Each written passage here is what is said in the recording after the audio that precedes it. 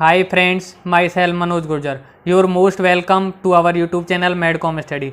Today we will discuss cholesterol metabolism. आज हम study करने वाले हैं कोलेस्ट्रॉल मेटाबॉलिज्म के बारे में.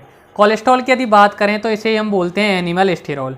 इसकी नेचर होती है एम्पीपैथिक नेचर होती है. इसमें हाइड्रोफिलिक एंड होता है, हाइड्रोफोबिक एंड होता है. कोलेस्ट्रॉल जो होता है प्रीकर्सर होता है for the synthesis of bile acid, vitamin D और स्टेरॉयड हार्मोन. कोलेस्ट्रॉल से सिंथेसिस होती है किसकी? बाइल एसिड की, विटामिन डी की और स्टेरॉयड हार्मोन की. कोलेस्ट्रॉल जो होता है सेल मेम्ब्रेन की जो स्ट्रक्चर होती है उसका क्या होता है? कंपोनेंट होता है. इसमें कोलेस्ट्रॉल की जो स्ट्रक्चर होती है उसमें मिलती है एक रिंग, साइक्लोपेंटेनोपरहाइड्रोफेनेंथिन रिंग मिलेगी. कौन सी रिंग मिलती है? साइक्लोपेंटेनोपरहाइड्रोफेनेंथिन रिंग मिलती है कोलेस्ट्रॉल की स्ट्रक्चर में. फैटी एसिड ट्रांसपोर्ट होते हैं लिवर में. किसके रूप में होंगे? कोलेस्टेराइल एस्टर के रूप में for the oxidation. Fatty acid जो होते हैं ऑक्सीडेशन के लिए लिवर में ट्रांसपोर्ट होते हैं कोलेस्टेराइल एस्टर के रूप में. तो हमने क्या कहा कि कोलेस्ट्रॉल को हम बोलते हैं एनिमल स्टेरॉल. एम्पीपैथिक इसकी नेचर होती है. ये प्रीकर्सर होता है synthesis of bile acid synthesis के लिए, विटामिन डी सिंथेसिस के लिए और स्टेरॉयड हार्मोन सिंथेसिस के लिए. ये क्या है? सेल मेम्ब्रेन स्ट्रक्चर का कंपोनेंट होता है. इसमें मिलती है साइक्लोपेंटेनोपरहाइड्रोफेनेंथिन रिंग और फैटी एसिड ट्रांसपोर्ट होता है लिवर में. किसके रूप में होगा? कोलेस्टेराइल एस्टर के रूप में होगा ऑक्सीडेशन के लिए. अब बात करते हैं कोलेस्ट्रॉल सिंथेसिस की. कोलेस्ट्रॉल सिंथेसिस की सबसे पहले हम बात करें साइट. कोलेस्ट्रॉल सिंथेसिस होता है लिवर में, इंटेस्टाइन में, एड्रिनल कॉर्टेक्स में. इसके जो एंजाइम होते हैं वो प्रेजेंट होते हैं साइटोसोल में और माइक्रोसोमल फ्रैक्शन ऑफ सेल के माइक्रोसोमल फ्रैक्शन में होते हैं. साइटोसोल में प्रेजेंट होते हैं कोलेस्ट्रॉल सिंथेसिस के एंजाइम. और ये होता कहाँ पे? लिवर, इंटेस्टाइन और एड्रिनल कॉर्टेक्स में. इसके स्टेज की बात करें, स्टेज की यदि बात करें तो सबसे पहला है synthesis of HMG coenzyme A. HMG coenzyme A की सिंथेसिस होगी. फिर क्या होगा? फॉर्मेशन होगा मेविलोनेट. एक 6 कार्बन का कंपाउंड बनता है मेविलोनेट सेकंड स्टेप में. थर्ड स्टेप क्या होता है? प्रोडक्शन होता है आइसोप्रीनोइड यूनिट. आइसोप्रीनोइड यूनिट बनती है 5 कार्बन की, आईपीपी और डीपीपी. आइसोपेंटिनाइल पायरोफॉस्फेट और डाइमिथाइल पायरोफॉस्फेट. आईपीपी, डीपीपी ये क्या होती हैं? आइसोप्रीनोइड यूनिट होती हैं. थर्ड स्टेप में इनका क्या होता है? प्रोडक्शन होता है. 5 कार्बन की होती हैं. देन फोर्थ स्टेप में क्या होगा? सिंथेसिस होता है एस्क्विलिन का. एस्क्विलिन में होते हैं 30 कार्बन. ठीक है. फिर स्क्विलिन का क्या है? कन्वर्जन होगा किस में? कोलेस्ट्रॉल में. स्क्विलिन से किसकी सिंथेसिस होगी? कोलेस्ट्रॉल की सिंथेसिस होगी. तो 5 स्टेप होते हैं. सबसे पहले सिंथेसिस होती है एचएमजी कोएंजाइम ए की. एचएमजी कोएंजाइम ए के बाद सेकंड स्टेप में बनता है मेविलोनेट का फॉर्मेशन होगा. देन प्रोडक्शन होता है आइसोप्रीनोइड यूनिट. देन सिंथेसिस होती है स्क्विलिन की और फिर स्क्विलिन से सिंथेसिस होती है कोलेस्ट्रॉल की. Acetate of acetyl coenzyme A. Acetyl coenzyme ए का जो एसीटेट होता है वो प्रोवाइड करता है all carbon atom in cholesterol. Cholesterol में जितने कार्बन एटम आते हैं वो कहाँ से आएंगे? एसिटिल कोएंजाइम ए के. एसिटिल कोएंजाइम ए के किससे? एसीटेट से आते हैं. नेक्स्ट हम बात करते हैं कोलेस्ट्रॉल सिंथेसिस के पाथवे की. कोलेस्ट्रॉल सिंथेसिस के यदि पाथवे की बात करें तो 2 molecule of acetyl coenzyme A. 2 molecule acetyl coenzyme A के कंडेंस होते हैं और क्या बनाते हैं? एसीटो एसिटिल कोएंजाइम ए बनाते हैं. Presence of the thiolase enzyme. Thiolase enzyme की प्रेजेंस में एसिटिल कोएंजाइम ए के 2 मॉलिक्यूल कंडेंस होकर क्या बनाते हैं? एसीटो एसिटिल कोएंजाइम ए बनाते हैं. एसीटो एसिटिल कोएंजाइम ए ये कन्वर्ट हो जाएगा एचएमजी कोएंजाइम ए में. HMG coenzyme A synthase enzyme की प्रेजेंस में. ठीक है. एसीटो एसिटिल कोएंजाइम ए को एचएमजी कोएंजाइम ए में कन्वर्ट कर देता है एचएमजी कोएंजाइम ए सिंथेज. ये जो रिएक्शन है इसमें क्या एसिटिल कोएंजाइम ए कन्वर्ट हो जाएगा कोएंजाइम ए में. Aceto acetyl coenzyme A acetyl coenzyme A के साथ मिलके क्या बना रहा है? एचएमजी कोएंजाइम ए बना रहा है. Presence of the HMG coenzyme A synthase.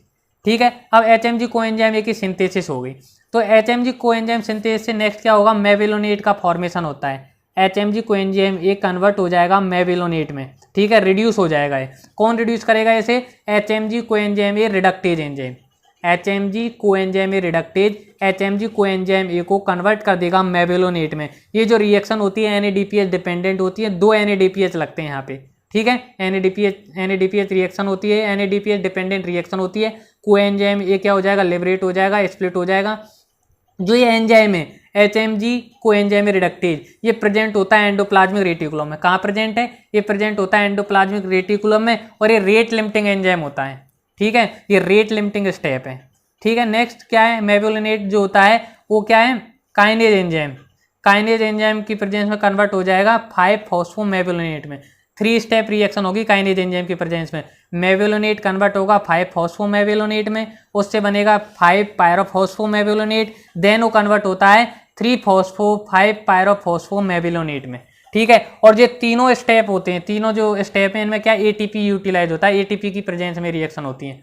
हमने क्या कहा कि मेवोलिनेट जो होता है, मेविलोनेट कन्वर्ट हुआ 5-फॉस्फोमेविलोनेट में, उससे बना 5-पायरोफॉस्फोमेविलोनेट, उससे बनता है 3-फॉस्फो 5-पायरोफॉस्फोमेविलोनेट। तीनों स्टेप में एटीपी लगते हैं और तीनों स्टेप में एक ही एंजाइम है, काइनेज एंजाइम, ठीक है। तो 6 कार्बन मेविलोनेट कन्वर्ट हो गया 5-फॉस्फोमेविलोनेट में, वो कन्वर्ट हो गया 5-पायरोफॉस्फोमेविलोनेट में, उससे बन गया 3-फॉस्फो 5-पायरोफॉस्फोमेविलोनेट। अब ये जो कंपाउंड है इसका होगा डिकार्बोक्सिलेशन, डिकार्बोक्सिलेशन से कन्वर्ट हो जाता है आईपीपी, आईपीपी बोले तो आइसोपेंटिनाइल पायरोफॉस्फेट, 3-फॉस्फो 5-पायरोफॉस्फोमेविलोनेट डिकार्बोक्सिलेशन होगा इसका डिकार्बोक्सिलेज एंजाइम की प्रेजेंस में, और ये कन्वर्ट हो जाएगा आईपीपी आइसोपेंटिनाइल पायरोफॉस्फेट में। आईपीपी जो होता है वो आइसोमर में चेंज हो जाएगा आइसोमरेज एंजाइम की प्रेजेंस में डीपीपी में। आईपीपी से क्या बनेगा डीपीपी, डीपीपी से बनेगा जीपीपी, देन बनेगा एफपीपी, ठीक है। देखो एफपीपी से बनेगा स्क्विलिन, स्क्विलिन कन्वर्ट हो जाएगा लेनोस्टिरोल में, और लेनोस्टिरोल से बनेगा कोलेस्ट्रॉल।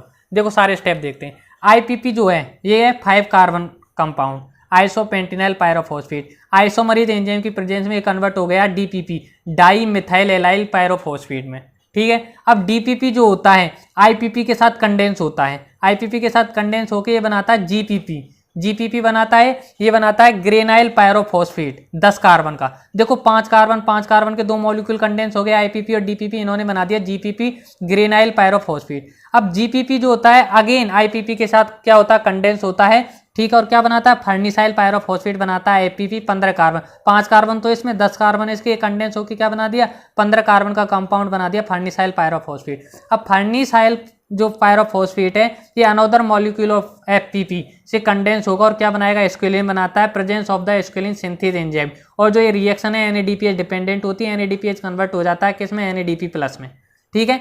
एफपीपी से बन गया क्या स्क्विलिन। अब स्क्विलिन का क्या होगा हाइड्रोक्सिलेशन होता है और साइक्लिजेशन होता है, ठीक है। स्क्विलिन जो होगा कन्वर्ट हो जाएगा लेनोस्टिरोल में, प्रेजेंस ये रिएक्शन जो होती है एनएडीपीएच और O2 की प्रेजेंस में होती है, ठीक है। एंजाइम कौन कौन से लगते हैं इस रिएक्शन में एपॉक्सीडेज एंजाइम, हाइड्रोक्सिलेज एंजाइम और साइक्लेज एंजाइम। इसके नेक्स्ट अब ये लेनोस्टिरोल जो है, लेनोस्टिरोल से क्या है सिंथेसिस होगी कोलेस्ट्रॉल की। लेनोस्टिरोल जो है 30 कार्बन कंपाउंड ये कन्वर्ट होगा कोलेस्ट्रॉल में, 27 कार्बन होते हैं उसमें कोलेस्ट्रॉल में। इसमें क्या है ये सीरीज ऑफ रिएक्शन, बहुत सारी रिएक्शन होती है लेनोस्टिरोल से कोलेस्ट्रॉल की सिंथेसिस के बीच में।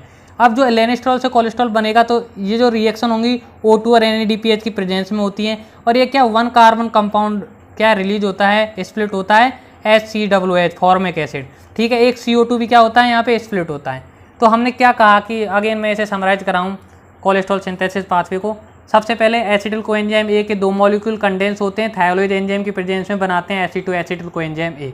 एसिटो acetyl coenzyme A acetyl coenzyme A के साथ कंडेंस होकर बनाता है HMG coenzyme A, presence of the HMG coenzyme A synthase. HMG coenzyme A convert होता है मेविलोनेट में 6 कार्बन कंपाउंड में, presence of the HMG coenzyme A reductase. ये जो एंजाइम है प्रेजेंट होता है एंडोप्लाज्मिक रेटिकुलम में, और ये क्या रेट लिमिटिंग एंजाइम होता है। HMG कोएंजाइम ए रिडक्टेज क्या है रेट लिमिटिंग एंजाइम होता है। इस स्टेप में 2 NADPH जो होते हैं कन्वर्ट होते हैं 2 NADP प्लस में, और कोएंजाइम में क्या हो जाता है रिलीज हो जाता है। मेविलोनेट जो होता है 6 कार्बन कंपाउंड, इससे क्या 3 काइनेज रिएक्शन होंगी। मेविलोनेट कन्वर्ट होता है 5 फॉस्फोमेविलोनेट में, देन वो कन्वर्ट होता है 5 पायरोफॉस्फोमेविलोनेट में, वो कन्वर्ट होगा 3 फॉस्फो 5 पायरोफॉस्फोमेविलोनेट में। तीनों जो स्टेप हैं काइनेज एंजाइम की प्रेजेंस में होते हैं, तीनों स्टेप में एटीपी लगता है। अब 3 फॉस्फो 5 पायरोफॉस्फोमेविलोनेट कन्वर्ट होता है आईपीपी में, डीकार्बोक्सिलेज एंजाइम की प्रेजेंस में CO2 क्या निकल जाएगी। अब आईपीपी जो होता है आइसोपेंटिनाइल पायरोफॉस्फेट 5 कार्बन कंपाउंड, ये आइसोमरेज एंजाइम की प्रेजेंस में कन्वर्ट होता है DPP dimethylallyl pyrophosphate में। डीपीपी जो होता है आईपीपी के साथ कंडेंस होगा, ये कन्वर्ट हो जाएगा ग्रेनाइल पायरोफॉस्फेट में 10 कार्बन कंपाउंड में। अब जो जीपीपी है आईपीपी के साथ अगेन क्या होता है जीपीपी अगेन आईपीपी के साथ क्या होगा कंडेंस हो रहा है, ये बनाएगा FPP farnesyl pyrophosphate 15 carbon compound. FPP another molecule FPP से क्या होता है कंडेंस होता है स्क्विलिन सिंथेज एंजाइम की प्रेजेंस में, स्क्विलिन बनाता है, स्क्विलिन बनाएगा 30 कार्बन कंपाउंड। ये जो स्क्विलिन सिंथेज रिएक्शन होती है NADPH डिपेंडेंट होती है। अब स्क्विलिन से क्या है लेनोस्टिरोल बनेगा, ठीक है। इस रिएक्शन में क्या होगा, हाइड्रोक्सिलेशन होता है, साइक्लिजेशन होता है। एंजाइम कौन कौन से हैं, एपॉक्सीडेज, हाइड्रोक्सिलेज और साइक्लेज। NADPH और O2 डिपेंडेंट ये रिएक्शन होती है। और लेनोस्टिरॉल से क्या है, ये सीरीज ऑफ रिएक्शन के थ्रू कोलेस्ट्रॉल की सिंथेसिस होती है। 27 कार्बन कंपाउंड होता है कोलेस्ट्रॉल। O2 और NADPH रिएक्शन होंगी, फॉर्मिक एसिड रिलीज हो जाएगा और CO2 निकलता है यहाँ पे। ये बात होगी किसकी, कोलेस्ट्रॉल सिंथेसिस की। अब हम बात करते हैं कोलेस्ट्रॉल के रेगुलेशन की। कोलेस्ट्रॉल सिंथेसिस के रेगुलेशन की यदि बात करें तो इसका एक होता है फीडबैक कंट्रोल। कोलेस्ट्रॉल सिंथेसिस का क्या होता है, फीडबैक कंट्रोल होता है। यदि कोलेस्ट्रॉल की कंसंट्रेशन बढ़ेगी, कोलेस्ट्रॉल की कंसंट्रेशन बढ़ेगी तो क्या करेगा, ये रिड्यूस कर देगा synthesis of HMG coenzyme reductase.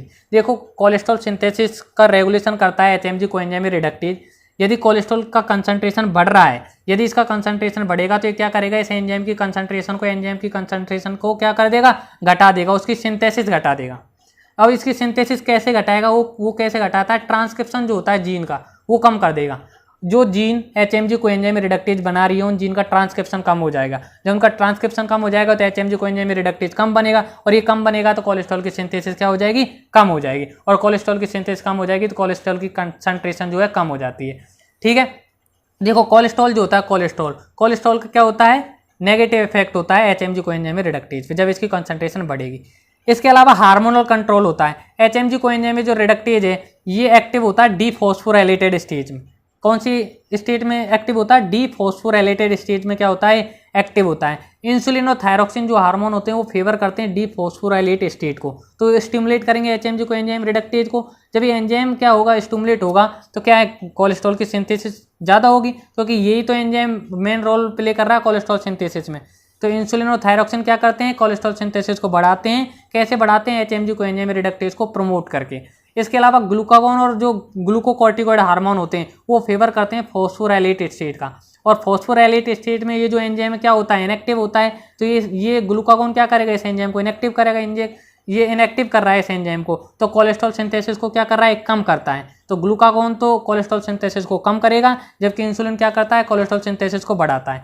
इसके अलावा हम एक होता है कंपेटिटिव इनिबिटर होती हैं, दो ड्रग्स होती हैं, कुछ ड्रग्स हैं जो क्या है कंपेटिटिव इनिबिटर होती हैं HMG कोएंजाइम रिडक्टेज का, कॉम्पैक्टिन और लोवेस्टेटिन।